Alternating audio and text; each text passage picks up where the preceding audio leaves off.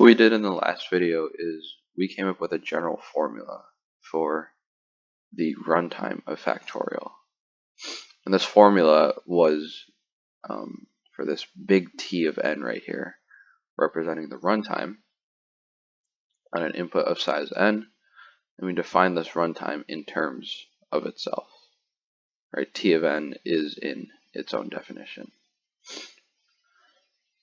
And this formula is called the recurrence relation because, like I said, the runtime formula is in terms of itself. So what we're going to look at today here is solving the recurrence relation using a strategy called the unrolling method or the tree method. So what that looks like is starting off with a tree of just one node, T of n, and then repeatedly applying the recursive definition. So what we're going to say is that T of n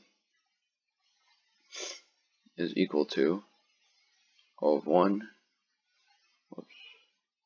O of 1 plus T of n minus 1. Let me write this a different way. O of 1 plus T of n minus 1. So this, if we apply this definition again, we're going to plug in n minus 1 for n over here. Right, this is going to be an n minus 1. And so T of n minus 1, well, that equals T of, now our n is n minus 1, minus another 1.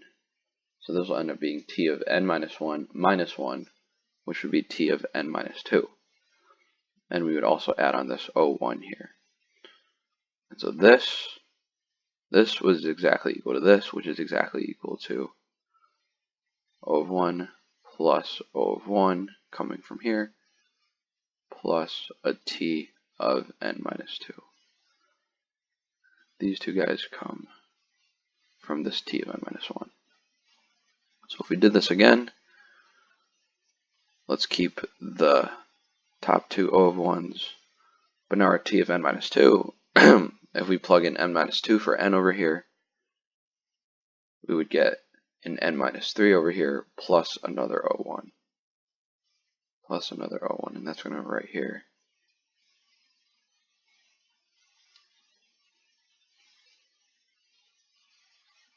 And the whole point, or like that, and then the whole point of unrolling, and at some point we should see a pattern of a pattern start forming.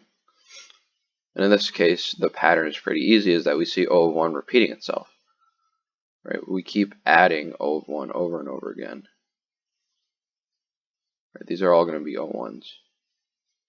But at some point we have to stop, right? At some point we hit our base case. In which case, this last item in our summation is going to be the runtime at the base case. And so what we can say is that we're going to keep adding O1s until we hit n equals 1, and that's when we stop. And when n equals 1, our runtime is O of 1. And so in essence, our problem now becomes what's a way to figure out this summation? What's a way to add up all of these big O operations? And so since all we're doing is adding O1s in this case, suffices to ask, what is the height of this? What is the height of this? And to figure out the height, what we have to do is look at the pattern in how n changes. Right? We're gonna start with T of n, and we're gonna keep subtracting 1 until n equals 1.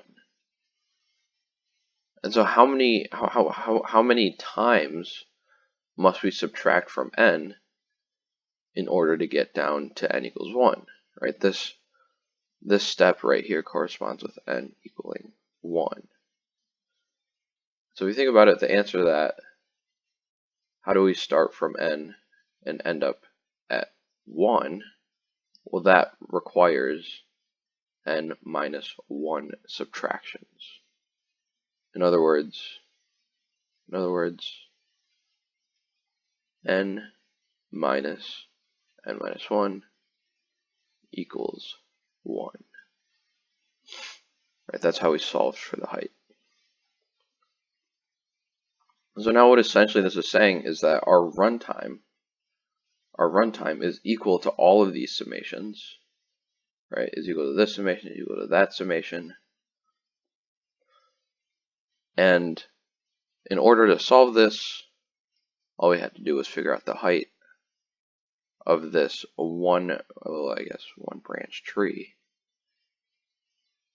which is n minus 1. And so if we add O of 1, n minus 1 times, that's the same thing as O of 1 times n minus 1, which comes out to O of n. And that is the runtime for Factorial.